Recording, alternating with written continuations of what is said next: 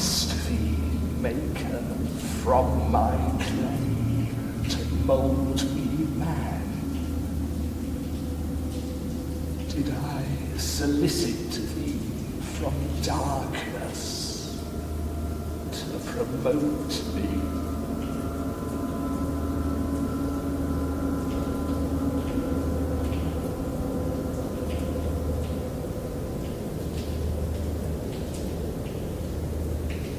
Forgive me. I hide because you are all of light and beauty, an angel in your looks. You would only hurt me, and so you must not look. No one would want you to come here. Why do you come to me?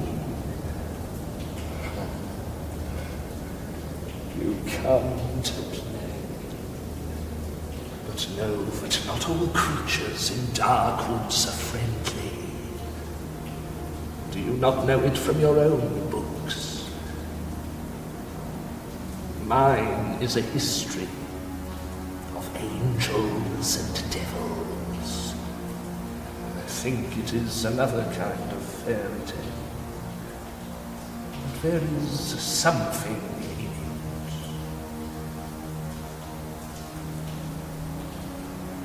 What is your name? William. That is a good name. William. Why, I have no name. To have a name, one must have a father to bestow it. I have of late decided I can have no father.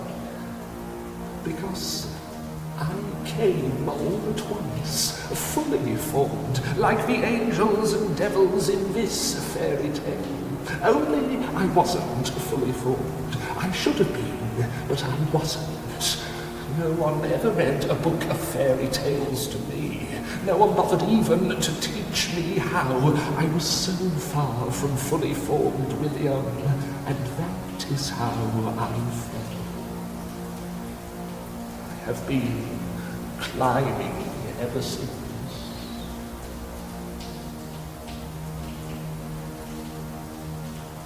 Forgive me. Who is your father?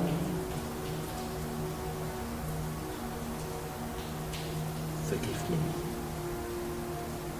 Speak again.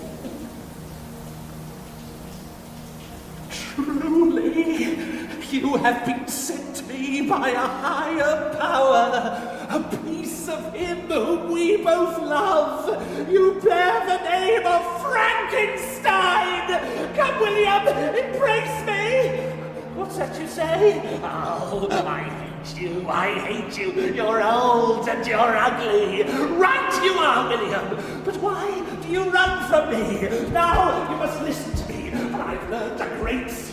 It is you, really, William, who is so much older and uglier than me. You are a child of Monsieur Frankenstein. I am your brother's bastard son, and believing in the laws of heredity as you naturally must, that makes you my very own bastard uncle. A good day to you, Uncle William. Older than me, but younger than me, but older as well, for I've been on this earth for only 1 year, and already I am done with it! Uncle, as flesh and blood and bone relations, I have one last secret to bestow. I have discovered what connects the angels and the devils. It is the fallen angel, and any angel can experience that, provided he falls as well. So sing for your angels, Uncle, as we pray for disdain.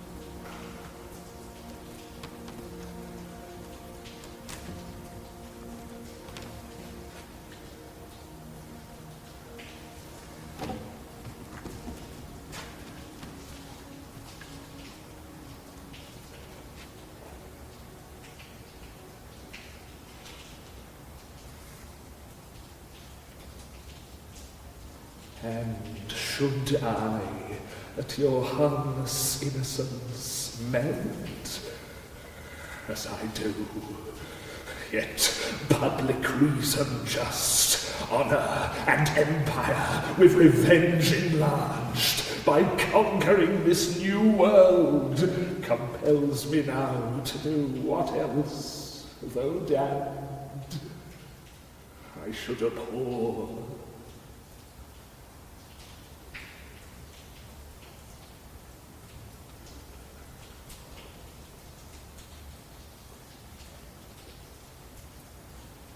Little William in his woodland grave, quiet, cold, dark now,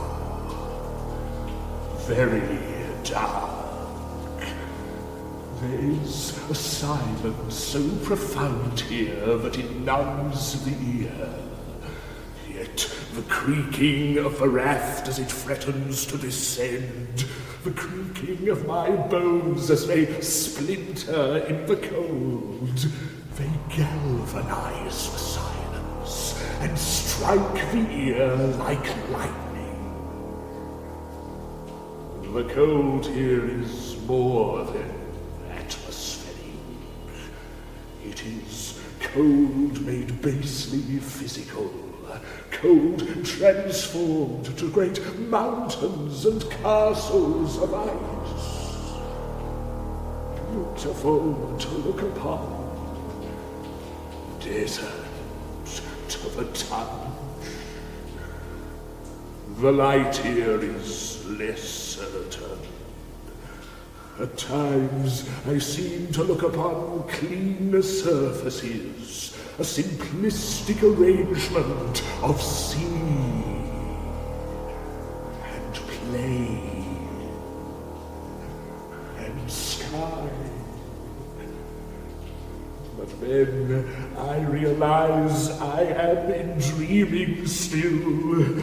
Oh, that objects here glow by the will of another, but they fall into darkness at my approach. Oh, but I'm looking deep into my own skull, and the light is far behind me.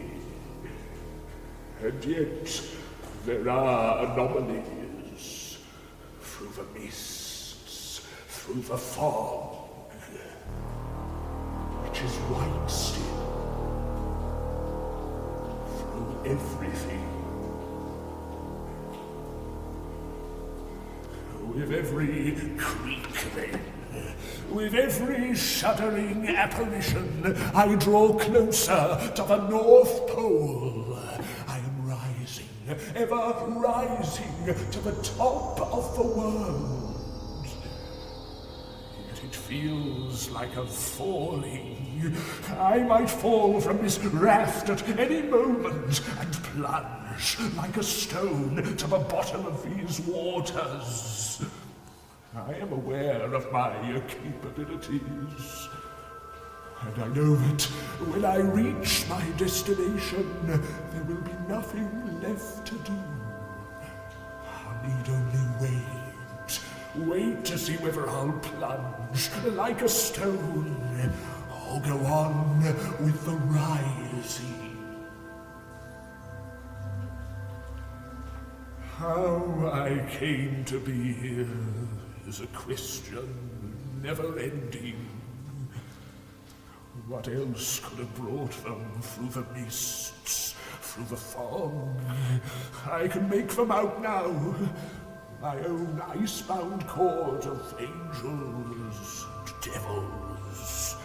I cannot possibly tell one from the other. Such blinding light, such impossible dark. I believe only that I see them both. My story lies in pieces, but I'll offer it to them in pieces, and extend to them the chance to piece it back together. But this is no way to proceed. To illuminate the mind, we must illuminate the body.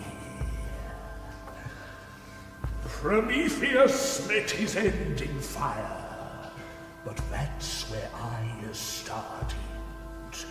It is my earliest memory.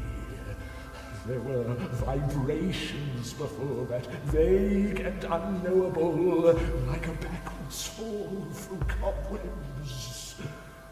A skeleton finger traced through dust, my unreadable experiencing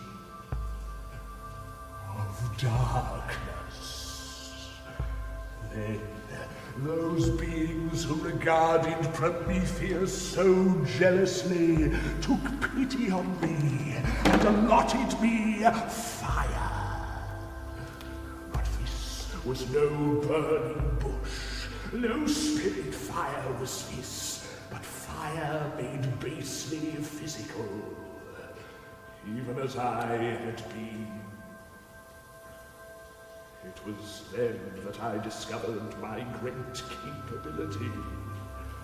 I moved forward, unthinking, to embrace the fire, to take it in my arms. I had no idea whence this impulse proceeded, but I soon learned the necessary counter-impulse. As my skin blackened and fell away, I fell away also and ran howling for the darkness. I threw myself into the shrubbery and rolled in the moistures of the long grasses, adding to them with the moistures of my eyes.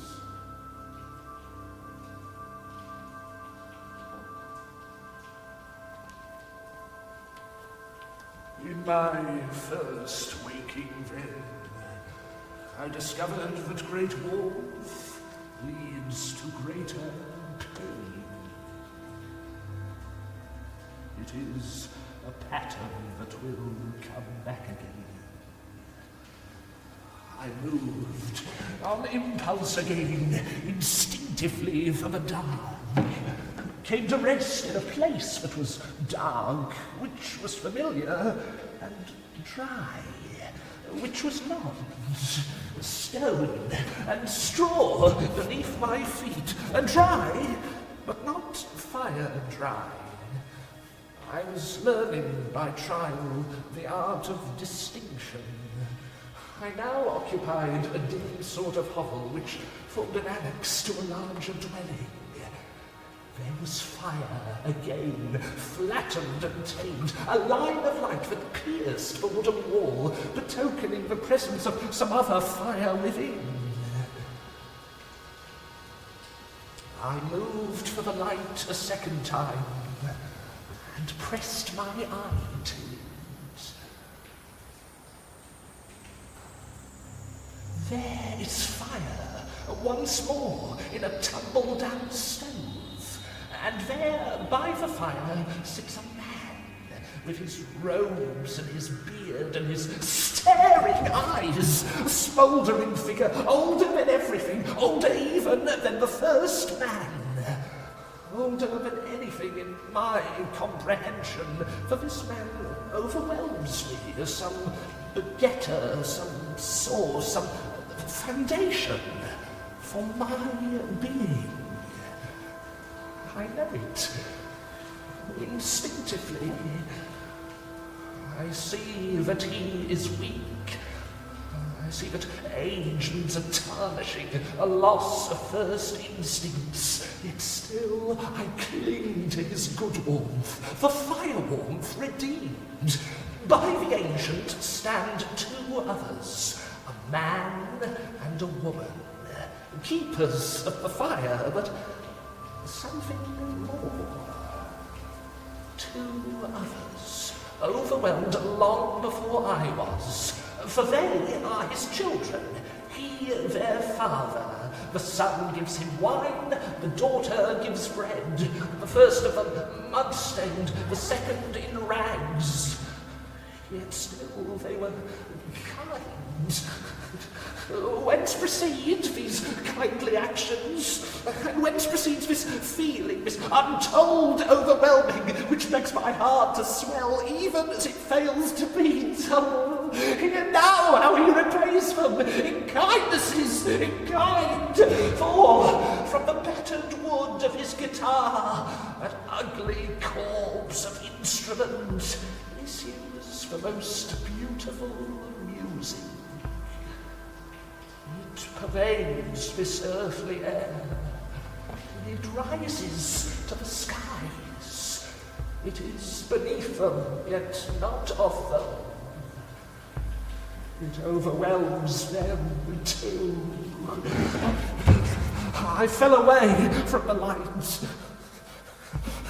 Once more, my cheeks were wet, but I sensed a new distinction. For now the wet had warmth. What was it? What was it? What could it be? I clawed at the wet upon my cheeks. I drew blood, warm blood, and yet in doing so, the wet with warmth ran cold. I collapsed to the bottom of the pit, struck my head against the stone. My head was now a torrent, crying out in every way, howling and leaking both. Then I thought of the cottagers, and how they didn't know what pain I was in, and how sure they were to help me, how sure they were to hold me when they did know, when they did, and would you believe it? The wet ran warm again, and its salt sank deep into my wounds, which made the wet run cold. I went on in a cycle. The hours passed me by, with hot and cold and cold and hot and hot and cold again. Then, all at once, it stopped. I had learned the distinction.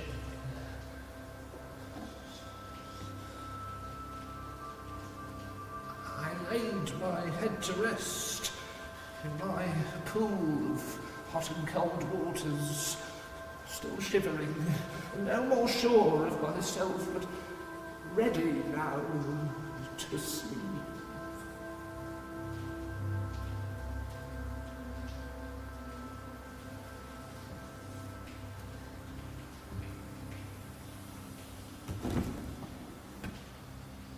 Thus passed my education, in fire and in water. I waited in the hovel until hunger forced me out. Hunger a bad pain, but also a seeking to do good pain. In this instance, I sought to do the cottagers good also. I had seen that they hadn't wood enough to replenish the fire, nor food enough to cook by the fire, and that these matters both provoked the waters of their eyes. So how thankful they would be to find their larder stocked, their fire stoked, and quite without expectation. I would be the good spirit of the forest. I was spirit already, in watching them. I entered onto open plains, tremendous wind and space. I was intent on gathering food and wood, but knew not where to find them. My mind was troubled in conjuring potatoes from soil and kindling from shrubs, when the sky collapsed into water. I regarded this phenomenon with amazement. Distinction was multiplying. These falling waters so different from the moistures of the forest or the close balms of the hovel. These waters were light, airy, intangible.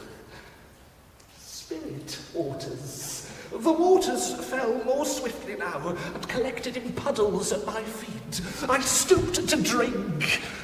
Instinctively. I had never done so before. This action at first alarmed me. But I soon decided that these were good waters, and I was in sweet agonies all over as I drank my fill. I drew my head from the waters. The light drew me back. It was resolving, mosaic-like, into a face that seemed cleaved from the muds of the earth, rising in blacks and greys and browns. The hair fell as a bed of twigs and lice. Beneath the nose was a burrow, crumbling at the corners. 2 fattened leeches.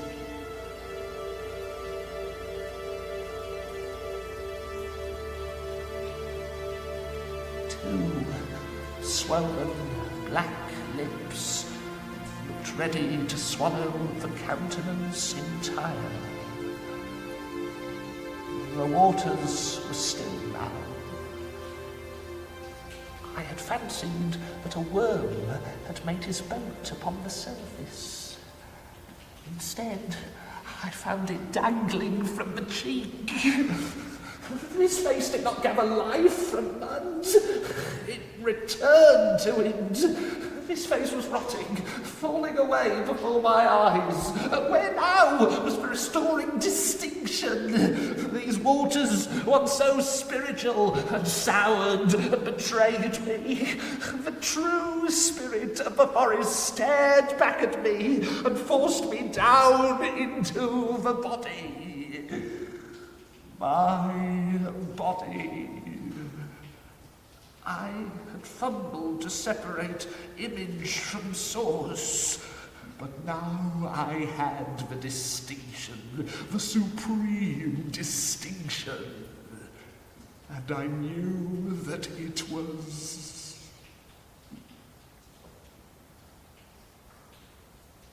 me.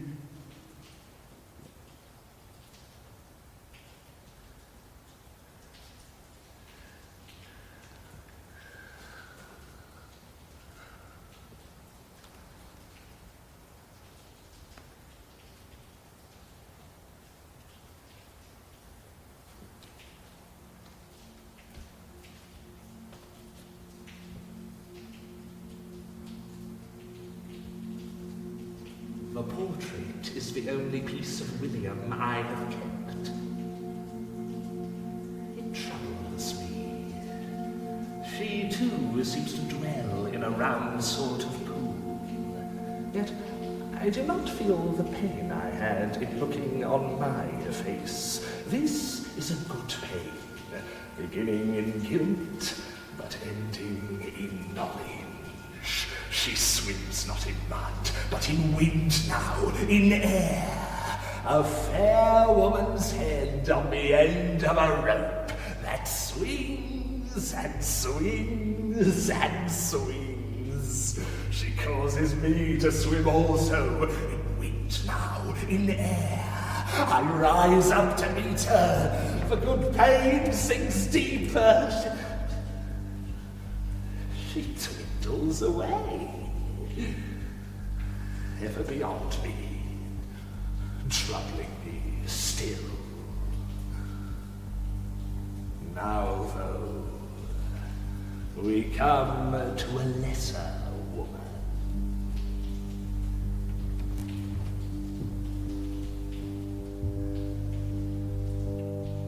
It is perverse, is it not, that little William lies dead in the forest, where all the while his protector lay sleeping in this barn. Look on her, fair image. She is not ugly like me, but she is not beautiful like you. Her spirit would will it, but her flesh is weak. We are magnificent both in our distinction. She is a falling off, reproduction. No more.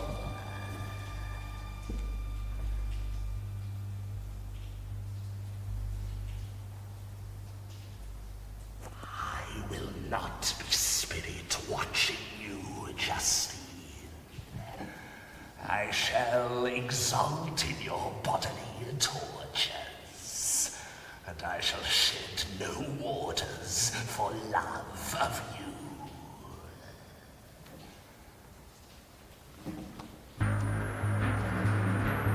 I knew how it would go. They plucked the mistress's portrait from the servant girl's body, decreed it temptation for William's murder. She was caught and tried and sentenced to death. I sequestered myself in the county jail, watched the girl's progress through a crack in the wall. Up she rose, up those trailing long ladders, down fell the waters from watering eyes, open to learn why they must close for all time. Down went the trapdoor, down went Justine, and I went up, ascending in positive ecstasy. I had made contact with woman, and with body not spirit, done something to her, affected conversion. Her visage was fixed now, fixed for all time. Just a fair woman's head on the end of a road that swings and swings and swings.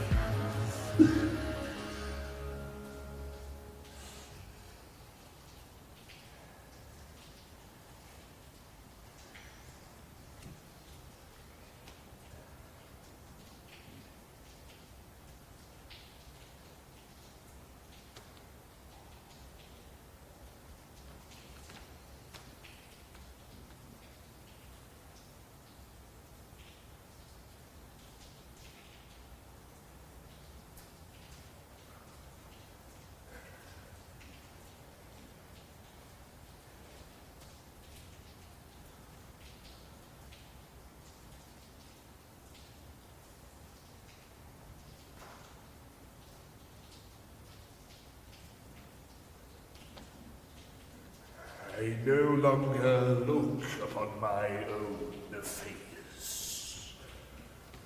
The Arctic waters have decided that. Scarcely waters at all, this unbroken expanse of blank reaching out.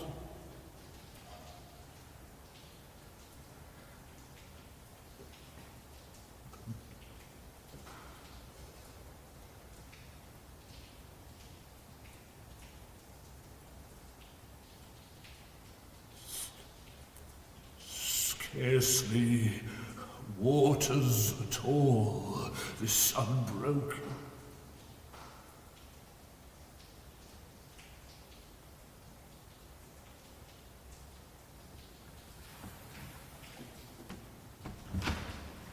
This isn't working. Enough. It isn't working, I tell you. Forgive me. We can't go on like this. Now I must tell you about real ugliness. This comes with the vital condition that you will not understand. What's more, that you will never understand. You are not to pretend you understand, not at any moment, nor are you to nod and smile and seem to agree, only to persuade yourself you understand anyway. If you believe that, you must leave me. Right now!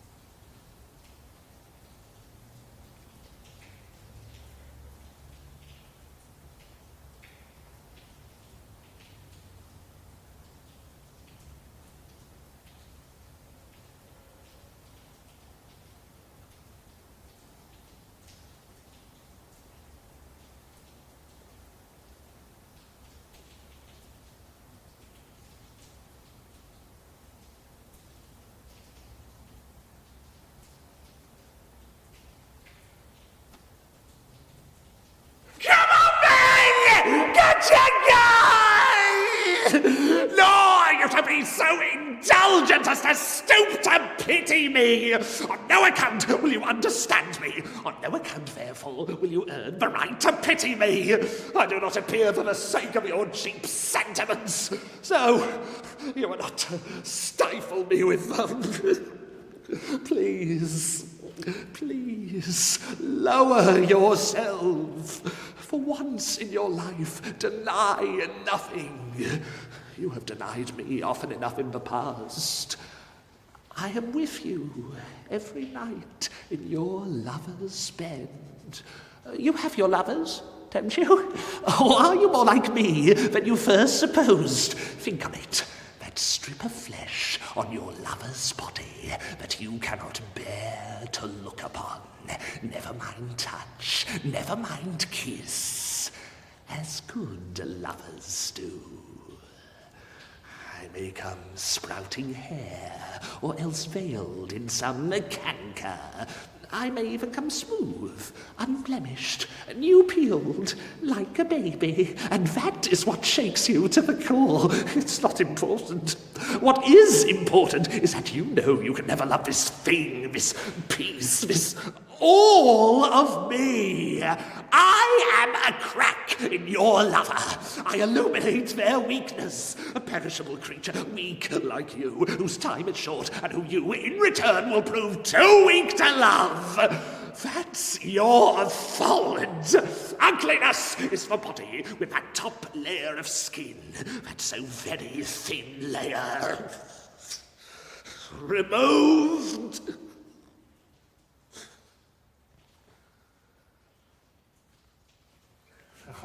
No, that doesn't do it. Not by a long way. You can try to shut me out.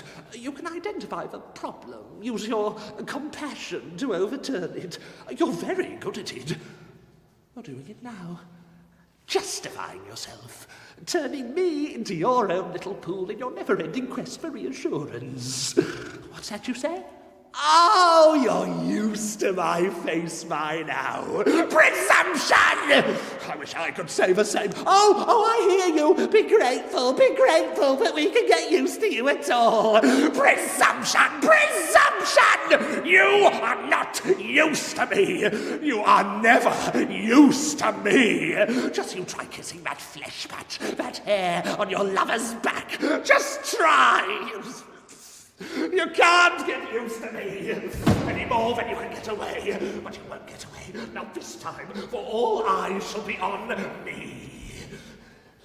Look at me. Look at me! Now your eyes will sink deep into my flesh, as though you're enmeshed with the rest of your lover. You will see you looking at me. Feel your own eyes on you. Your own lying eyes groping inside of me, only turned. Do not look away from me.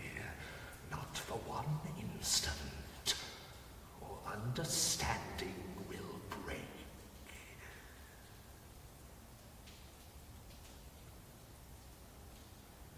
Real ugliness is not sense at all. It is feeling. Like all that first stirs in feeling, it is insurmountable. I tell you now, that had I never seen my face, that had a lover screamed my beauty from the first of my existence, I should still have known I was ugly. I feel ugly. You can't battle that. The feeling is all. You can run away from it. You can hide it from the eyes that pierce. You can secrete yourself in the blackest caves of the earth. And you will not see it.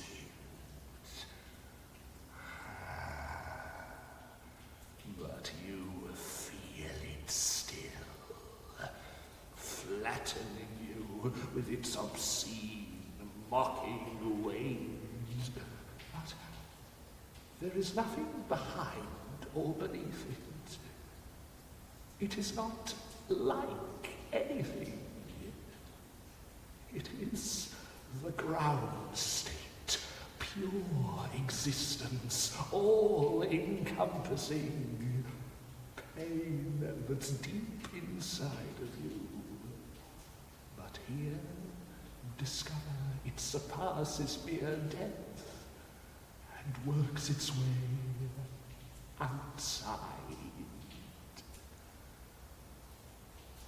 Ugliness, slowly, inexorably, becoming you.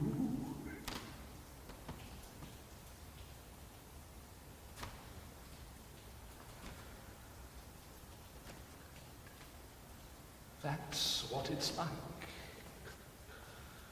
But you, creatures gifted with souls at birth, still you cannot understand.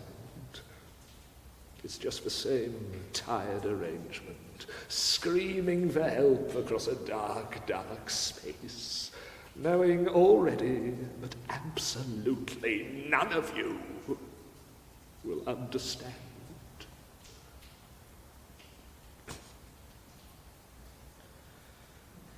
It's not your fault. Oh, but you do understand, don't you? You understand. God help you! So, I begged my maker to give me a mate. A creature equally wretched who would feel instinctively what it's like. He did not refuse, but set to work. I had no black cave to hide in, but the hovel did just as well. In encountering myself, I had scorched my senses, so I consigned them to oblivion. Yet the feeling lashed on at me, distinction through darkness, and I realized that, for me, it wasn't going to end.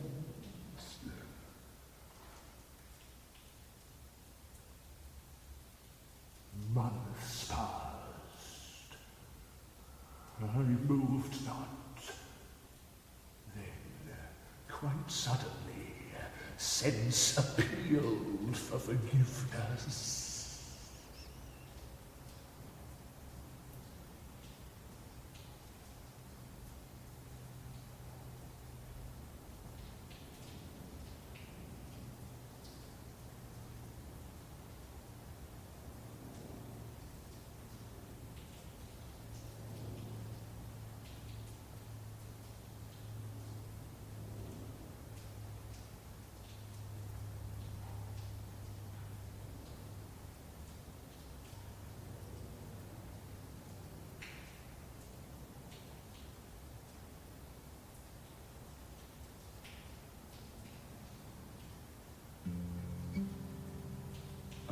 Piercing note, smoothness from blackness, like a splintering of the ices of the Arctic wastes. Again the ancient's old guitar, again the too sweet melody, but I sensed a new distinction, for now it came with voice.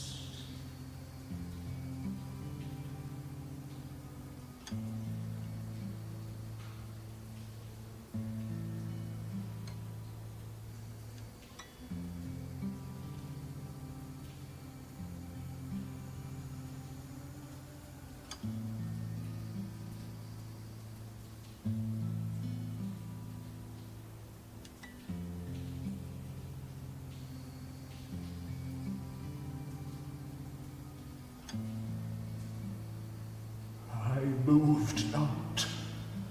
The note seemed to stir up the tissues of my brain, provoking finest emotion, even as it sunk between them. Yet it was not the first sound to call on me. It was rather the contrast that showed me that. For months now I had been listening to a rhythm, a pulse, my own heartbeat, caught between my ears, gradually slowing from fluttery hurt to the stable and stabilizing. I moved not. It moved me, confirmed me as a creature with foundation. Ugly my body was, but still it was my body, and quite bodily too, for my heartbeat went on. No heap of corpse flesh was I, in sound I would yet rise. To acquire language was now essential.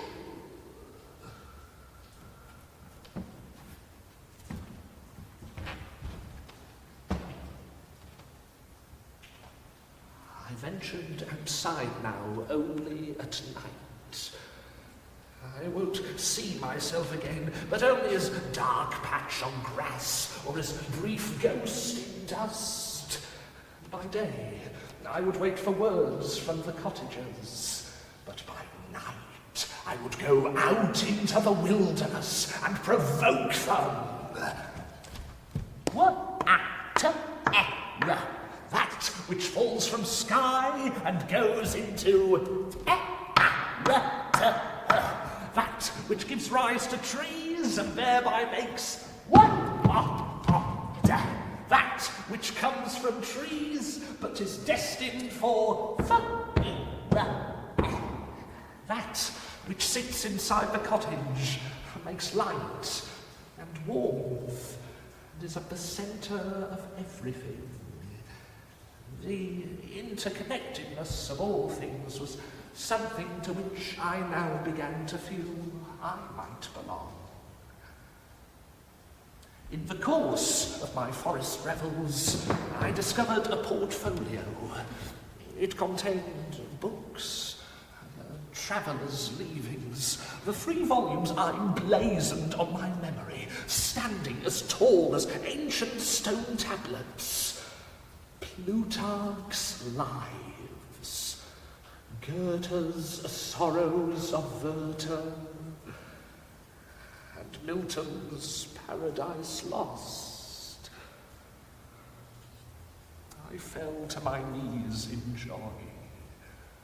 This landscape never failed to yield up words to me. I soon learned the names of the cottagers.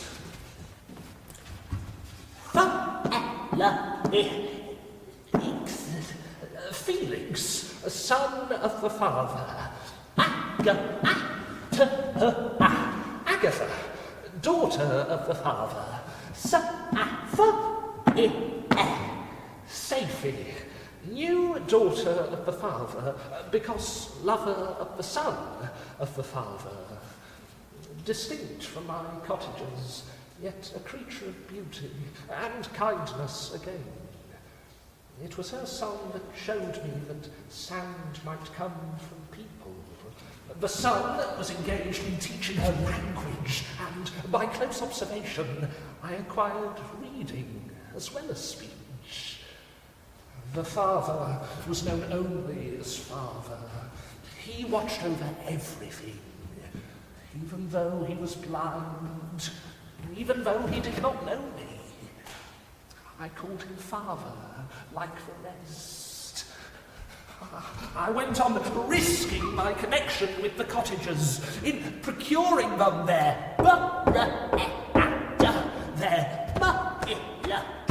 most importantly, they no longer call me spirit alone. Now they prefaced that remark with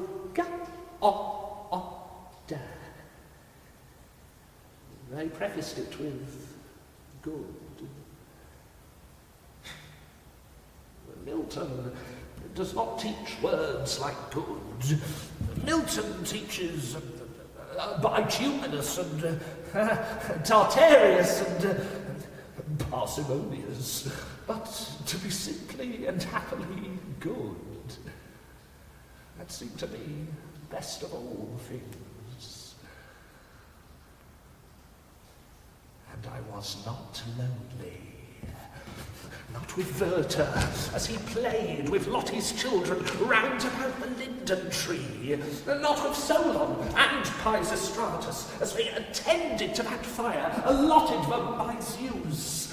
Not with Adam and Eve and God, each of whom had their reflections in my cottages. Satan was yet absent, but I was sure he would appear in the hard-riding future, and that he would be the most remarkable of all. I had resolved to enter my reflection, to descend into those waters that once froze me up with horror. The hovel was as a cube of dark water, in which my companions swirled around me. I was immersed in their spirits, and could think of little better than being in their company, and perhaps one day of joining them. I might as well have been swimming inside my own skull. In descending ever deeper into my body, I started to believe I might escape it for good.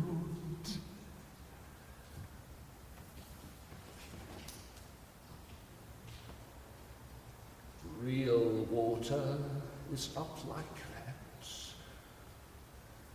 This I discovered off a northern coast. I had been following a figure in a boat, and having no boat of my own, I had taken to the waters.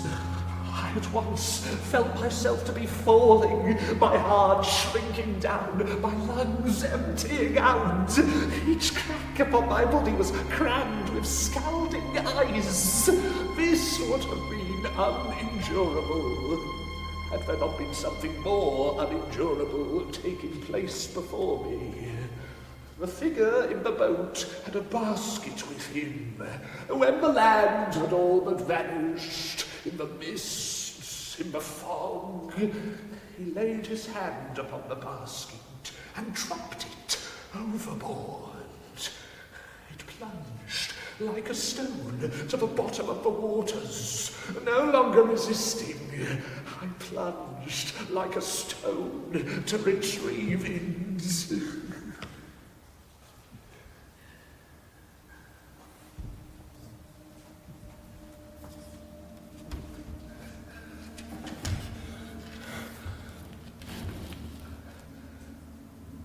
I later crouched on the sands of the water's edge. My lungs were still empty. My heart was still flat. All upon me were the signs of physical tarnishing. And before me, I contemplated the same. Just as I'd requested, my Maker had given me a mate. And there she lay, abandoned, confused within the basket.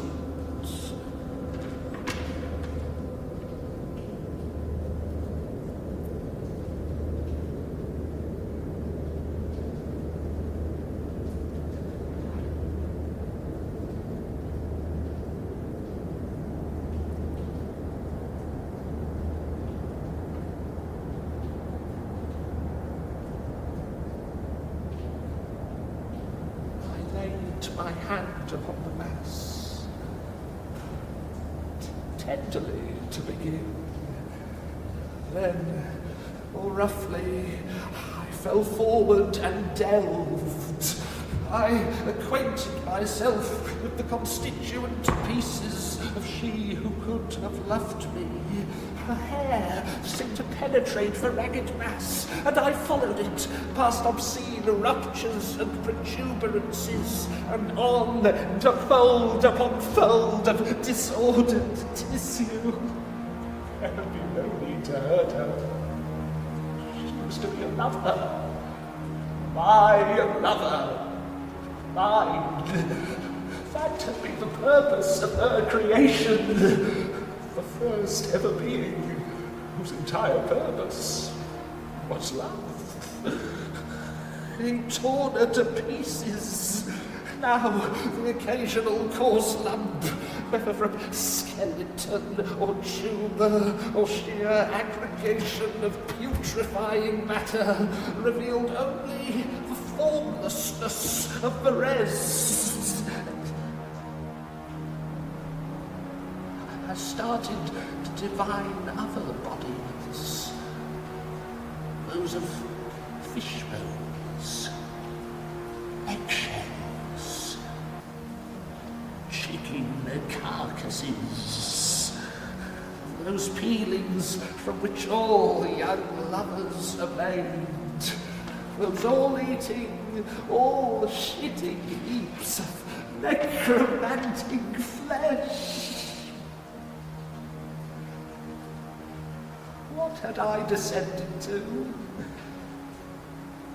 Only that which I had been all along. My mate's destruction was no blessing, but it damned me once again. As aberration, I would remain alone. Distinction, briefly possible, remained hateful singularity.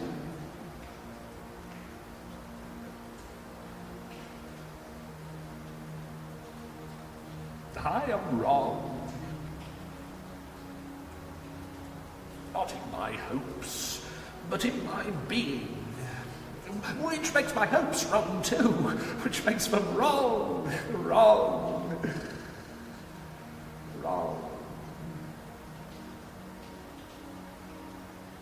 What good can there be in a body alone? Where a bone is a bone.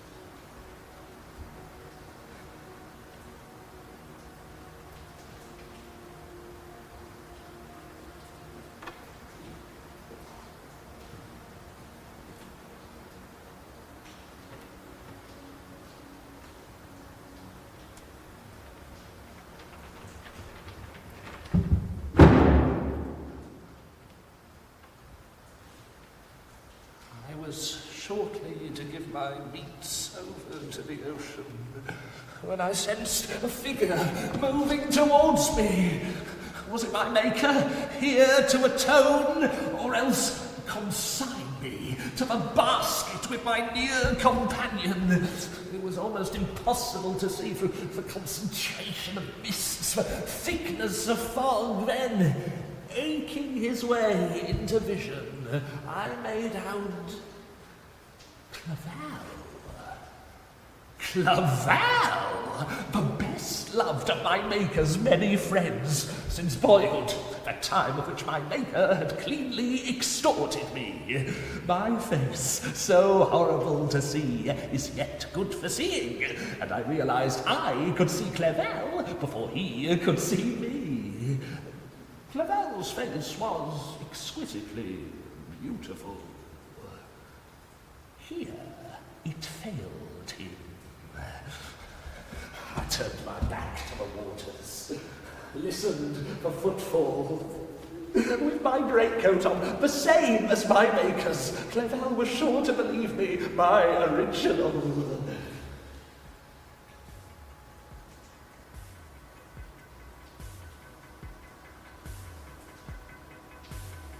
He laid his hand upon my shoulder, tenderly to begin. I grabbed his and shattered into pieces! He collapsed with an animal yelp. His hand stuck at me and dragged me down. A cloud of sand rose around us. I fell on Clavel and beat him incessantly. His beauty curdled in my shadow. I seized his delicate throat. I pressed his head beneath the waters. Muted crag, a red suffusion.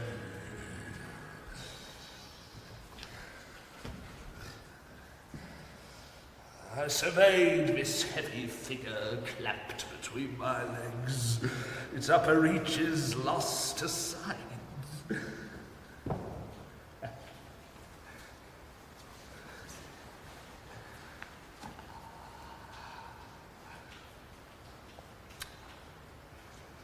Not so different, you and I. Two bodies deprived of their spirits, and deprived of their spirits by the self-same man. But I can use you to get at his spirit.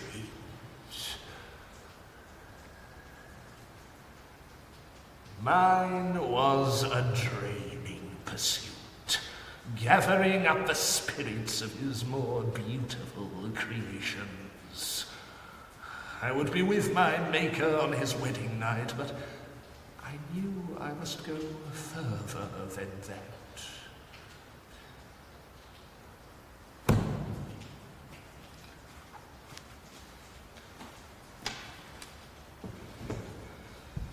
I lay down on Clavel's chest and looked out to the waters. The mists and the fog had somewhat cleared.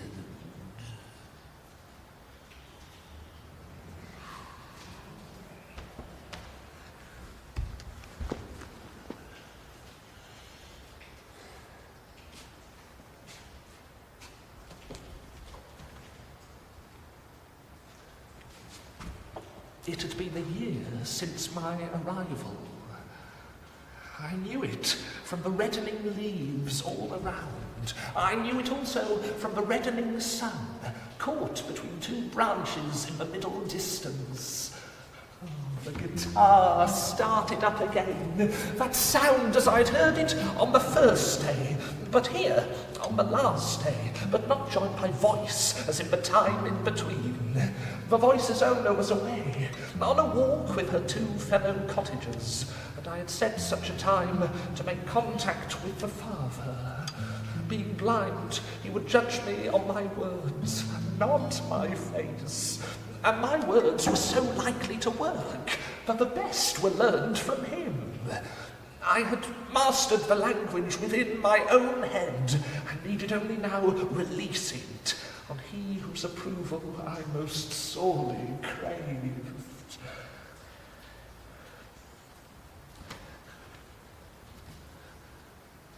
Now was the word becoming flesh.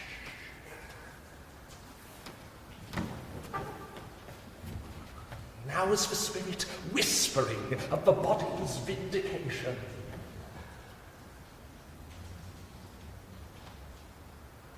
walked up to the door.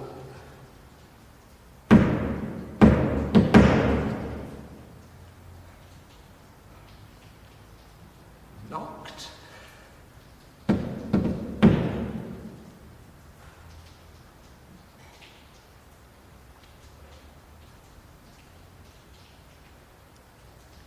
entered.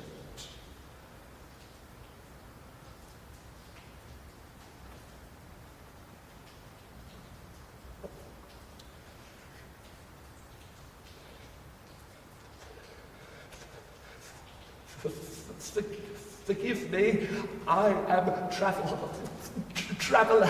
I have been in walking for a long time. May I come in and rest with you? Thank you.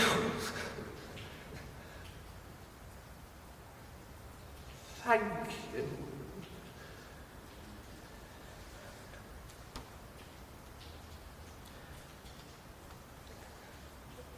Forgive me, but may I sit near the fire?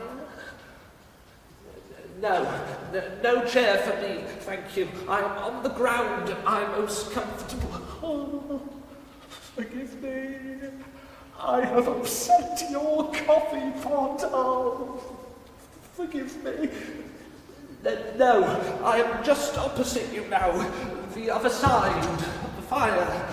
Side. I really am very comfortable here with the warmth from the rest. I need only the warmth from the rest, but thank you for offering food. Forgive me.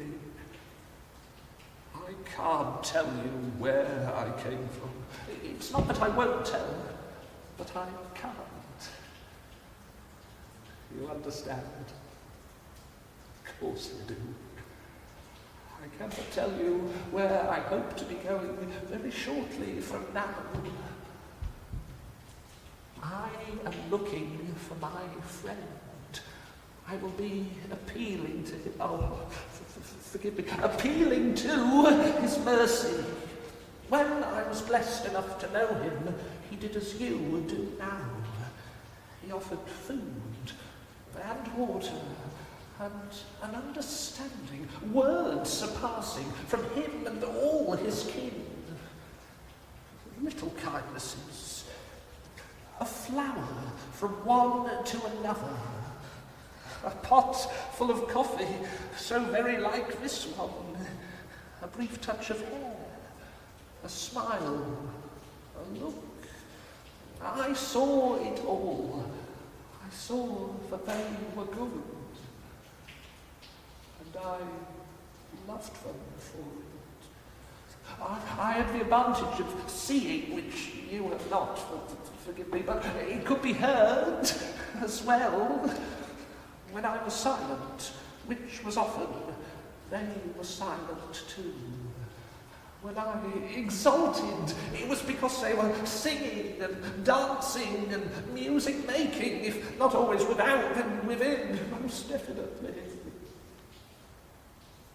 The kindness of my life raised me from the dust.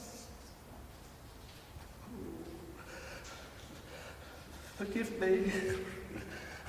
I am all over water when I drink with them. Forgive me. I will not go any further, but you must let me take your hands. Father, yes, Father, let me rest on you. Only a minute.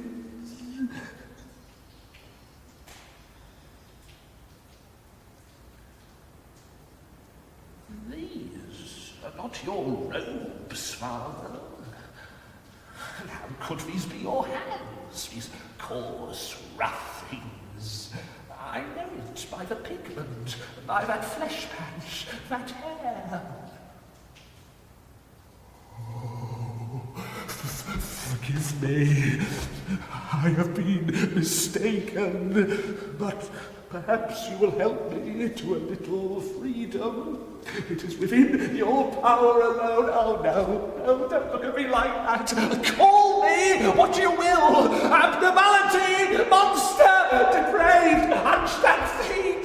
But don't cut at me so with those eyes of yours. You cut at my heart. Oh, that's the thing to do. Cut me all over. Cut me back to little pieces. Anything for the eyes that pierce. This is not my little cottage with its little love and light.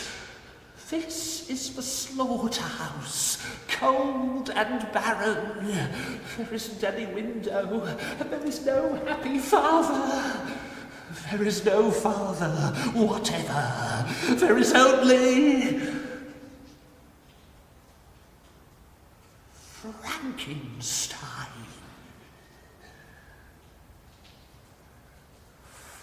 Frankenstein!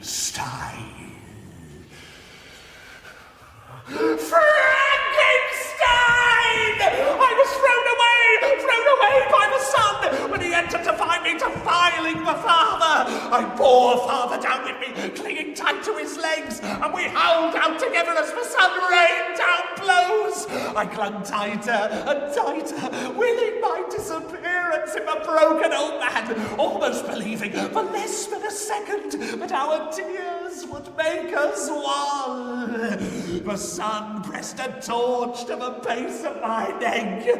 I rose from the earth, a pillar of smoke, struck down the sun with a righteous claw, wounding the father, affrighting the daughter, wishing one passionless kiss from the bride, and vanished at the end of the dirt trail.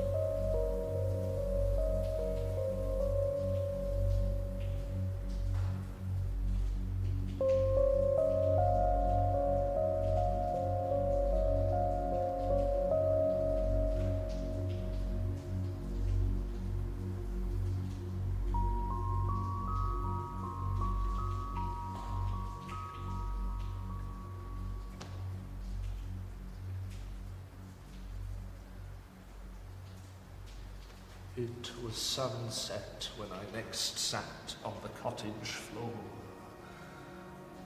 Water in my eyes that was not to be resisted, and a surge of water so much greater all around me now, from leaking nose, leaking wounds, leaking sweats that swarmed across me, as though I was melting in the dull red beam that lit up the book in my hand. It had been in my coat pocket from the first. I had taken it out before I could read, and the pictures had shaken me badly. It had seemed they belonged more to pool than to paper. Ever after, I had not dared to displace the volume more than a little way from my heart. Now, though, I was pitiless and laid the volume bare. It showed me deep inside myself. But where I had once found the faces of Adam and Eve and God found only sinews and wire and crude black lines. I looked at first for something more, but I knew it wasn't there. On that drawing that had frightened me so, a drawing I now recognized as my own hand, I stopped and marveled at an imperfection, a darkish stain, a chemical stain which lay just at my fingertips. It had eaten away at the paper, dissolved all my nails but one. It had not been so a year ago. Invisible ghosts in chemicals. Even they had the greater claim to natural life. I looked at my own fingers, blackened at the endings, so much less natural than this medical dawn. Now I saw myself for exactly what I was. A spark from the fire, and it was done. I raised the cottage to the ground and exulted in the cleansing flames. I wish no harm on the cottagers, merely all that I connected with them. I saw the withering of the flower. I saw the strings of the guitar collapse into the body. I laughed hard when the coffee pot shattered to pieces. I made out dim shades in the flames, those of Solon bidding farewell to his Pisistratus, losing control of that fire of Zeus, and of Werther, readying his pistol by the smoking linden tree. Their truths were as nothing compared to this little book. Then, not for the first time, I fled for the woods.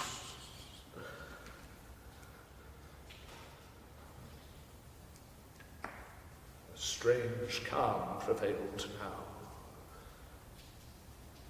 This second abandonment shed its light upon the first. I knew now what I was bound to do. I would track down and eliminate Frankenstein, piece by piece, to atone for my creation, piece by piece. This was no mere revenge. This was fate, preordained against the devil's party, against William and Justine and Clever.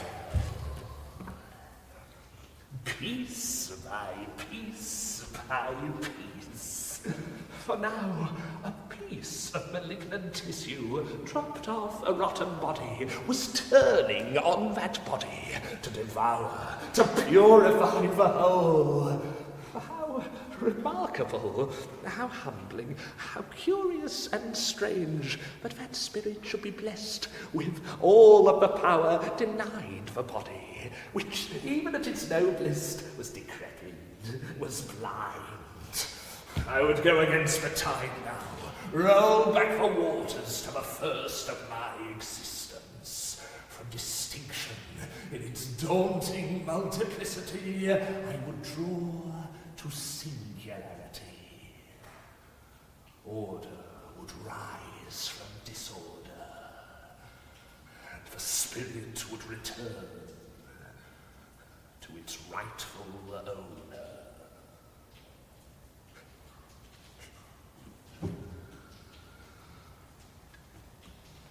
I don't expect you to understand the ending. I no longer require your approval or sanction. I never required it. No, not really. You required mine. I was not always so far above you. I chose to be. There were yet lapses. There were yet moments where I longed to join teeming humanity. My request for a mate was such a failing. Worthless.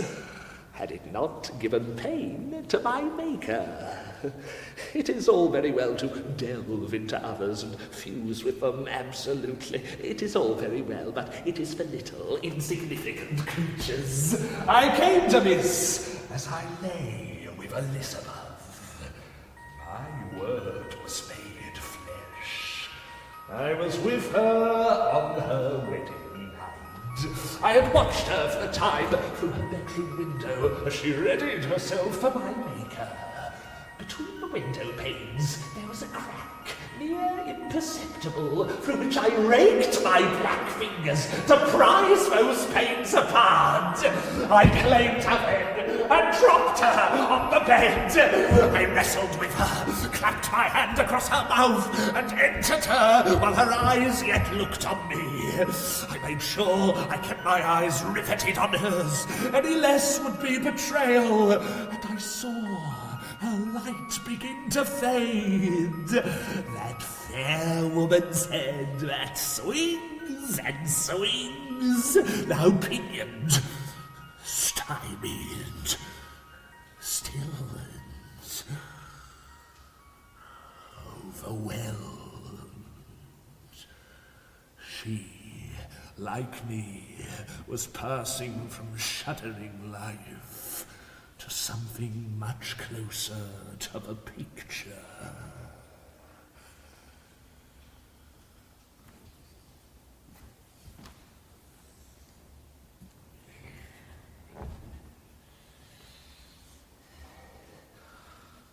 Oh, you hate me for doing that.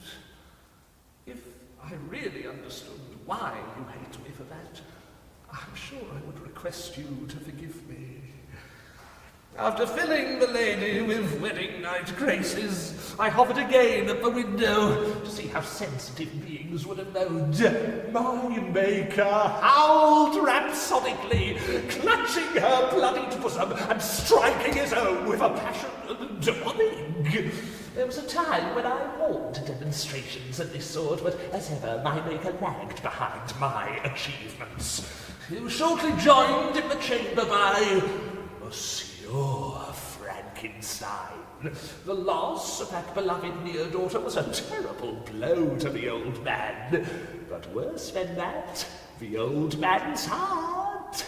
He was dead within the week! I had been hardened to indulgences of this sort as well, by my knowledge of the fates of my cottagers. They had gone away, all at once, across the sea. I imitated their progress. From the house of the Frankensteins on Lake Geneva, I followed the River Rhone. I travelled across the Black Sea. I took flight across Russia, and after that, Tartary. And I knew all the while that Frankenstein followed. Of course, he lacked my great capability. It cost me no strain whatever to drag his body across those thousands of miles. My mind was focused on a higher goal. A lower goal as well. For how my maker would have foamed and raged if he'd known I dragged him round the world for love of peasant cottages.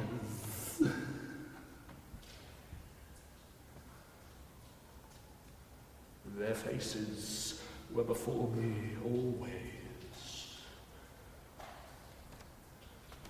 The bride was mute now, numbed with shock of me, perhaps never to recover.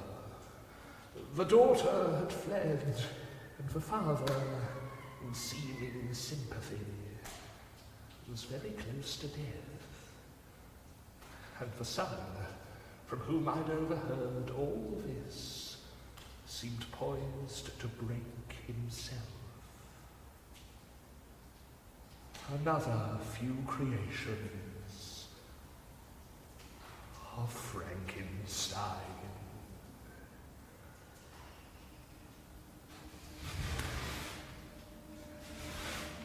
And yet, what were the cottagers without their cottage? No more than ghosts, to me, at any rate. Their fates, too, seemed preordained, picturesque, even beautiful. They were to be as etchings in a closing book, fading, ever fading from the lustrous hues of life. It was a too neat conclusion, and one that confirmed to me that events were falling as intended. My head filled with ghosts, I soon set my mind to the waters above and the never-ending seas of the Arctic, and Frankenstein followed. But his body was not as strong as mine. It was getting torn all over and would let in the cold. The slightest draught would be sufficient to kill him. I would leave him clumps of nourishment, roots, berries, the flesh of animals, not only to assure him of my northern trajectory, but to keep his body alive for the top of the world.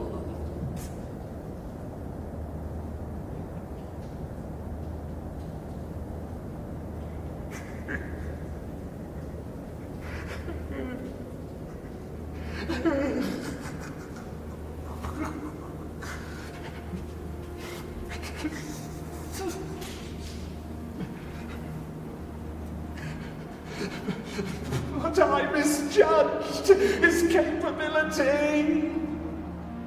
I am not my maker. I do not sit in mastery of life and death. So, how can it be that Frankenstein is dead, and I, his life's work, can yet go on living? See for yourself. See, that little hand that first did all the damage. A dead man who lives, and a live man who's dead. Sometimes I lose my way and suppose we are one body. But the body should sink out here like a stone to the bottom of these waters. And I go on rising.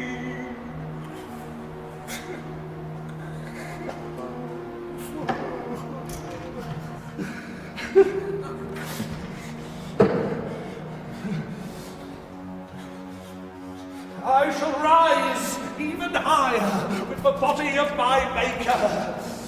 He has been burning on the inside from the moment I drew breath. I will warm myself in his ashes before I turn to ash myself, convert to smoke, and go on with the rising, rising, ever rising, as I plunge the depths above, as I dwindle to a few solitary dots and settle for a single point, a point higher than darkness, a speck alone, there,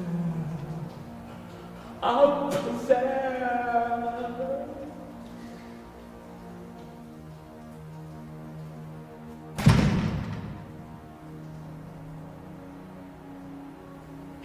It is much brighter now. Solid walls of light. A shoot of ice that runs upwards. And a light that keeps lightening.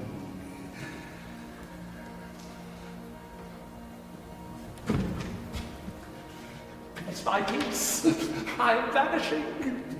Losing each flesh patch, losing each hair, yielding them up to the mists, to the fog.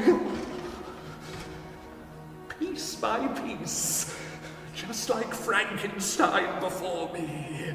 I have led a solitary existence, but at last it feels right to give myself over to that which is greater than myself. It dares me to utter that truth I've held dear, that hubris I've clung to when the world's crushed me down. And yes, I believe it, faced even with this I should. And yes, I believe it now. I was given a soul. But not by Frankenstein. Remember that the chute is also a tunnel, but it's ending far above me, yet I see that it is blank. I shall never light that darkness. I shall explore it, though. They are very ambitious, these creatures blessed with souls, but they shall never rise as high as me. I